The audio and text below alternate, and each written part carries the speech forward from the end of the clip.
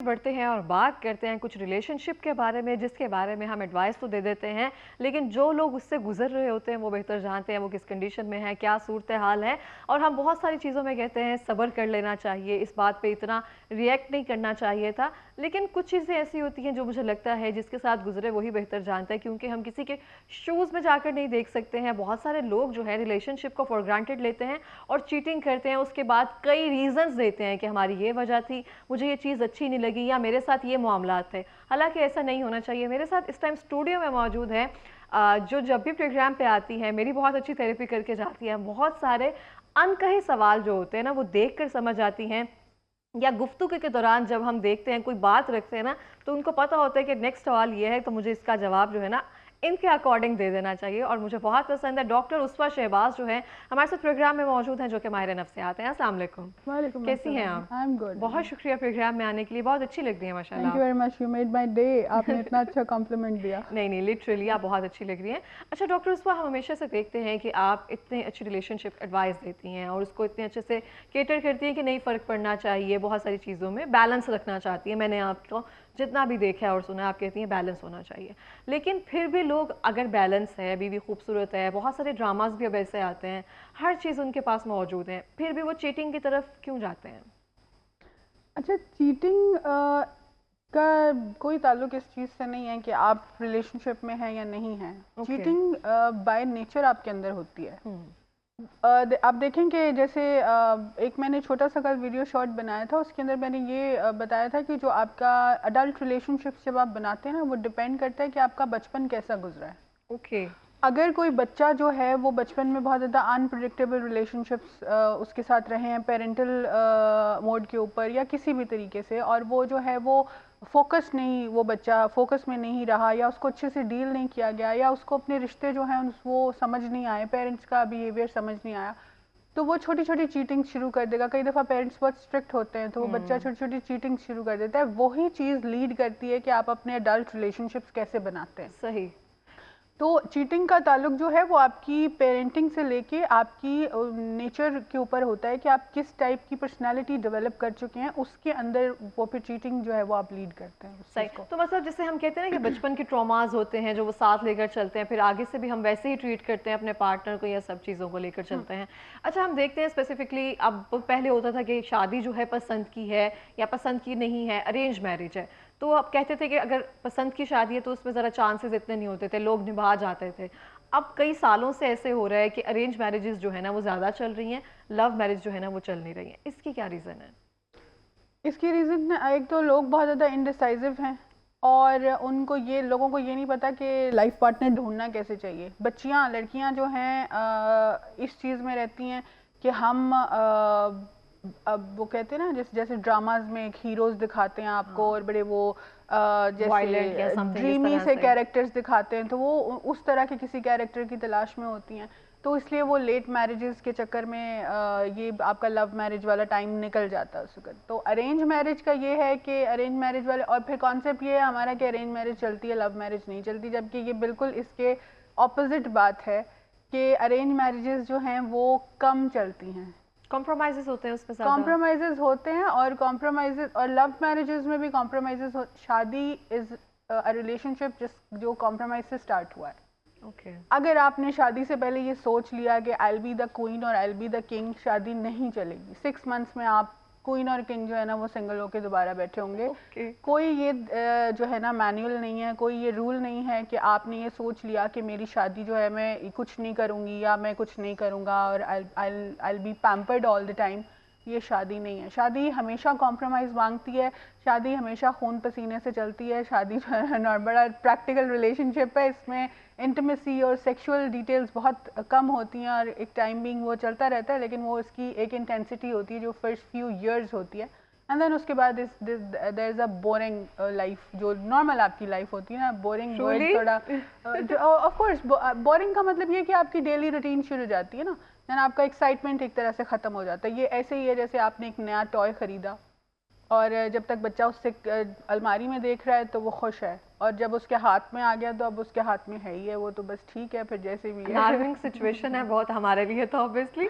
अच्छा मैं आपसे पूछूंगी, आपने एक ना बड़ा अच्छा पॉइंट रेस किया है कि हम पार्टनर डिसाइड करते हुए ना सोचते नहीं है, हमें कोई भी आकर 100 रुपए के गजरे देख कर ना इम्प्रेस करके ले जाता है, या बहुत सारी ऐसी चीज़ें होती हैं जिसे हम फैसिनेट करना शुरू कर देते हैं, उसने मेरे लिए ये कर लिया, क्योंकि वो चीज़ें हमें घर से पैम्पर नहीं हुए होते हैं, वो चीज़ें हमें घर से नहीं मिली होती हैं। तो क्या आप इस बात पर अग्री करती हैं कि आप अपनी बच्चियों को या बच्चों को इतना पैम्पर करें या उनको क्वीन की तरह ट्रीट करें कि कोई भी आकर बाहर से उनको वैसे ना मिले अगर, तो उसके साथ अट्रैक्ट ना हो जाए वो? देखिए क्वीन की तरह डील करें या ना करें, लेकिन अपनी बच्चियों की और बच्चों की तारीफ जरूर करें। हाँ। क्योंकि बच्चे और बच्चियां जो होते हैं ना तारीफ की और एप्रिसिएशन के भूखे होते हैं। पेरेंट्स हमेशा कहेंगे ये तो किसी काम की नहीं है, इसे तो कुछ आता नहीं है, तुम्हें अभी तक गोल रोटी नहीं बनानी आती, तो मोटी हो, छोटी हो, लंबी हो, काली हो।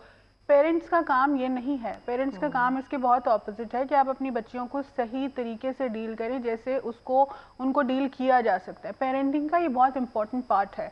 यही चीज़ बच्चियां और बच्चे लैक करते हैं घरों पे, जब वो कोई भी उनको आके जो है ना, मैं एक बड़ी हार्श वर्ड बोला था, मैं कहा कोई भी सड़क छाप आके आपको गजरे पकड़ाएगा और आपको कहेगा ये द ब्यूटीफुल वन, और आप बिलीव कर लेंगे इस चीज़ पे। बिलीव इसलिए करेंगे क्योंकि ये तो आप क्रेव कर रहे हैं ना।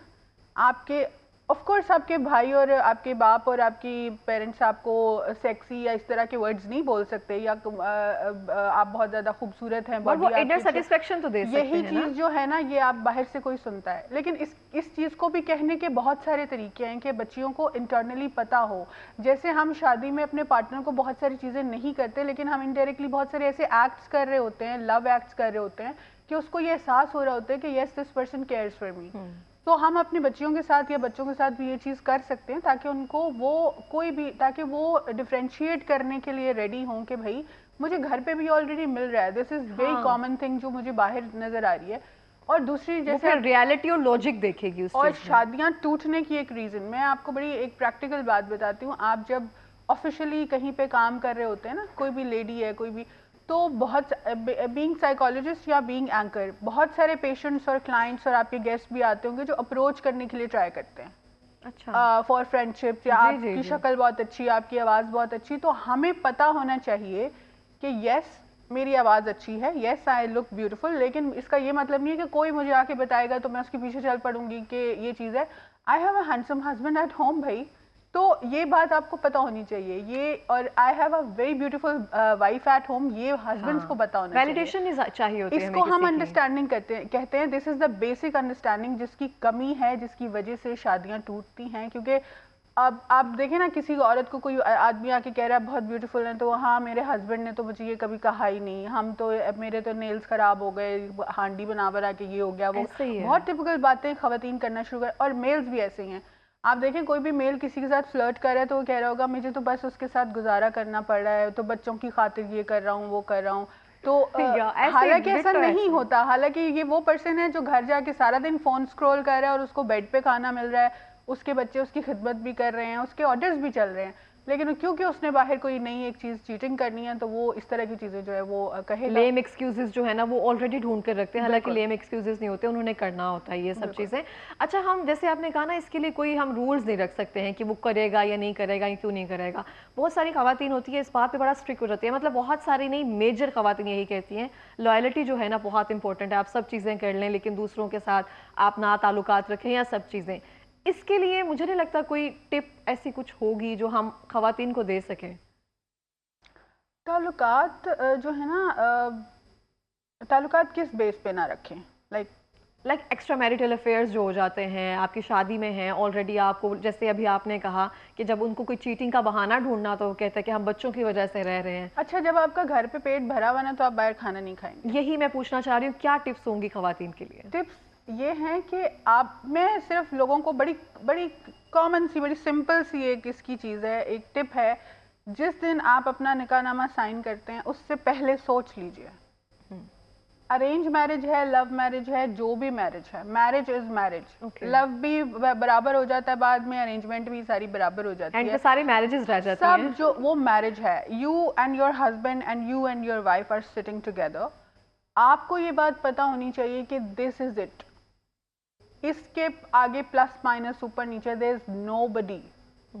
अगर तो वो हस्बैंड या वाइफ बहुत ज्यादा अब्यूजिव नहीं है और उसकी हरकतें बहुत ज़्यादा मिस्चीवियस नहीं हैं, या वो आपको बिल्कुल ही जो है वो अब्यूजिव बिहेवियर दे रहा है, या आपको बहुत ज़्यादा टॉक्सिक पर्सन बन के दिखा रहा है, तो आप सोचें कि हाँ ठीक है, I will find out somebody else, क्योंकि मुझे थोड़ा सा जो ऑक्सीजन की ज़रूरत है, I want to freshen up, ठीक है।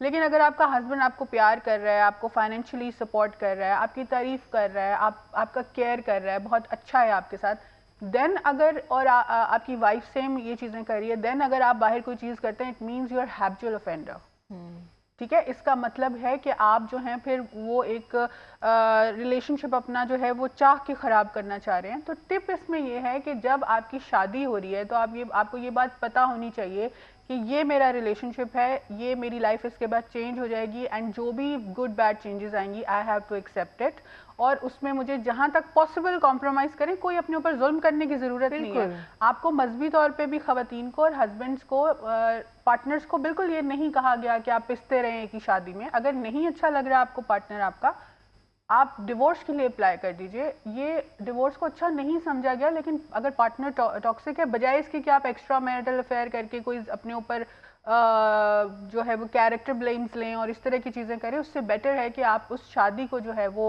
एक्सप्रेसिवली ख़त्म कर दें उसको, and then do whatever you want to do, ताकि आपके ऊपर एक कैरेक्टर वो ब्लेम ना आए और चीज़ें आपके साथ ख़राब ना हो। अच्छा, देखते हैं बहुत सारी ख़वातीन को ना शक करने की आदत होती है, उनको होता है कि ये कहीं जा रहा है, कहाँ जा रहा है। हमें आजकल तो वो सारे टूल्स भी अवेलेबल हैं कि लोकेशन भेज दी जाए, पिक्चर्स वगैरह शेयर कर दी जाए। उन ख़वातीन के लिए क्या कहना चाहिए? जो चीटिंग कर रहे होते हैं ना जी, उनको टूल्स का पहले पता होता है, ठीक है। वो हस्बैंड है या वाइफ है, उनको सारे टूल्स उन्होंने पहले देखे होते हैं, ठीक है। तो दूसरी बात ये कि स्पाई मत करें अपने पार्टनर को, कभी भी स्पाई ना करें। Never spy your partner. आपका हस्बैंड सारा दिन बाहर जॉब करता है, कुछ चीज़ें का कुछ निशानियाँ होती हैं हस्बैंड या वाइफ में, अगर वो चीज़ें आ रही हैं, जैसे फॉर एग्जांपल अपीयरेंस, पहले वो नॉर्मल कपड़े पहन के जाता था, एकदम से कॉन्शियस हो गया या हो गई, बहुत ज़्यादा कॉन्शियस है चीज़ों के बारे में, लुक के बारे में, फॉरेन जिमिंग स्टार्ट हो गई है, अपनी एक अच्छी बड़े साइज़ की खातून जो है, जिसको हम कहते हैं ना एक्सेल टाइप खातून जो है, उसको फॉरेन फिटनेस का चीज़ें समझ आ रही हैं, और वो ये ड्रास्टिक चेंजेस आएंगी, ये रेगुलर चेंजेस नहीं आएंगी अगर। और दूसरी बात, उसके बाद सेक्सुअली वो बहुत ज़्यादा, या तो हस्बैंड बहुत एक्टिव हो गया है, एकदम से बहुत एक्टिव हो गया, इसका मतलब है कि वो कॉम्पनसेशन चाह रहा है, कि उसको पता, लोगों को ये पता चले कि ये हर तरह से बहुत एक्टिव है घर पे, तो उसकी वो जो बैड साइड है वो नज़र ना आए। या वाइफ जो है अपने हस्बैंड के साथ बहुत ज़्यादा फ्लर्टिश हो गई है एकदम से, उसकी बहुत ज़्यादा आगे पीछे घूमना शुरू हो गई है, पहले वो सर्विसेज उस तरह से नहीं दे रही थी, अब दे रही है, ये एक निशानी हो सकती है।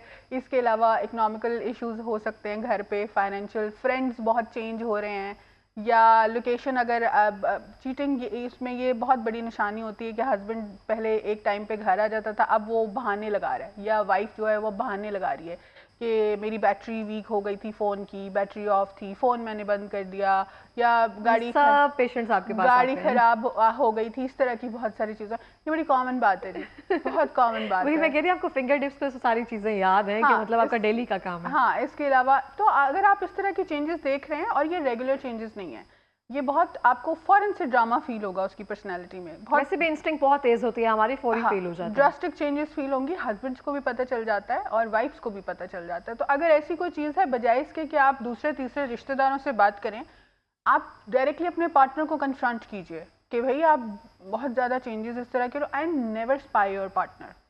आप स्पाई करेंगे, दूसरे तीसरे से बात करेंगे, तो जो उस चीज़ के अंदर है भी नहीं, उस पर्सन वो अगर नहीं भी वो चीज़ कर रहा, देन भी आपके उसमें डाउट आ जाएगा। हमारी साइकोलॉजी में एक टर्म होती है जिसको हम कहते हैं डिल्यूजन ऑफ इनफिडेलिटी। उसका मतलब ये है कि आपका पार्टनर कुछ भी नहीं कर रहा, उसको थोड़ा सा किसी ने बता दिया कि आपको फिट होना चाहिए, वो जिम जाना शुरू हो गया, तो उसकी वाइफ कह रही है बड़ा आजकल जिम जान रहा है तो इसको बड़ी आजकल ये हो रही है, वो हो रही है, ये डिल्यूजन है। इसका मतलब है कि उस पार्टनर का डाउट नहीं है, उस पार्टनर का कसूर नहीं है, आपका फॉल्ट है, जो शक कर रहा है उसका फॉल्ट है। तो डिल्यूजन्स में मत रहिए, फिगर्स को जो है वो देख लीजिए अच्छे से, एंड उसके बाद अपने पार्टनर से डायरेक्टली बात करें, बजाय इसके कि आप अपने फ्रेंड को फ़ोन करें। फ़ोन अ फ्रेंड की option is always blocked when you are married. आप जिस शूज़ में है वहाँ पे वो आकर नहीं देख सकती, वो सिर्फ मशवरा दे सकते हैं आप। देखिए, मेरी शादी और है, आपकी शादी और है, ठीक है। मैं आपसे कहूँ इकरा मेरे हस्बैंड ने आज ये कर दिया, वो कर दिया, ऐसे कर दिया, तो अगर आपकी खुदा ना खास्ता आपकी शादी में कोई बैड टाइम चल रहा है, कोई ऐसी चीज़ चल रही है, तो आप उस नज़रिए से मुझे मशवरा देंगे। हाँ, या बैड एक्सपीरियंस कोई रहा हुआ है, तो मैं उस वजह से तो आप उस तरह ऐते होंदे ही अंजने वो ये वाली चीज जो आ जाती है ना, ये तो आप कभी भी, और मैं लोगों से कहती हूँ अपने फ्रेंड से अपने हस्बैंड के बारे में मत मशवरा लो, इससे बेटर अपना हस्बैंड उसको दे आओ जाके। क्योंकि अगर आपने मशवरा उससे लेना है तो फिर भाई जरूरत ही क्या है ना, फिर आप उसे हम चेंज कर लेते हैं या मैं I will have new one, आप मेरा वाला रख लें। वल्लाह। अच्छा डॉक्टर रुस्फा, लास्टली मैं आपसे पूछना चाहती हूँ कि अच्छी शादीशुदा ज़िंदगी गुजारने के लिए कौन से ऐसे असूल हैं या कौन सी ऐसी बात या टिप्स होती हैं जो मर्द को भी पता होनी चाहिए और खातून को भी पता होनी चाहिए? मैनुअल, देखें शादी का कोई मैनुअल नहीं है, कोई रॉकेट साइंस नहीं है। पहली बात ये, आपकी शादी हो गई, आपको पता होना चाहिए ये मेरा पार्टनर है, इसकी ये हैबिट्स हैं।